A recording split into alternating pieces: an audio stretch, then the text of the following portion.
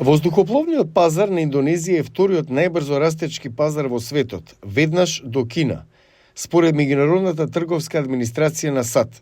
Во Државната комерцијална корпорација за авиони на Кина, Пекин го покажува својот најнов авион, C919, и се обидува да продолжи во бизнисот во кој доминираат американските и европски воздушни гиганти, Боинг и Airbus.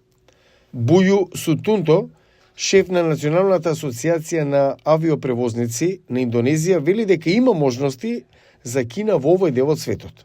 Постојат можности бидејќи воздухопловната индустрија е динамична, а потребите на секоја нација се исто така различни и не може да бидат задоволени од една компанија или еден тип на авиони. Комерцијална корпорација за авиони на Кина отиде на промотивна турнеја во 6 земји од Југоисточна Азија, вклучително Индонезија, во февруари и март. Аналитичарот Алвин Ли вели дека комерцијална корпорација за авиони на Кина можеби се надева дека ќе ги искористи проблемите со безбедноста и снабдувањето кои влијаат на Боинг и Airbus. Боинг има проблеми со безбедносните прашања, додека Airbus има долга редица производства. Времето на чекање може да биде до 5 години. Ова е добра можност за C919, чиј капацитет е еквивалентен на Airbus A320 или Boeing 737. Но, за да може да оперираат во други земји, авионите мора да бидат сертифицирани од локалната управа за цивилно воздухопловство на секоја земја.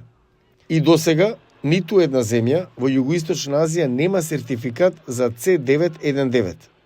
Ли вели дека помалиот авион на комерцијалната корпорација за авиони на Кина е сертифициран од Управата за цивилна асоциација на Индонезија и тоа би можело да ги олесни новите сертификати.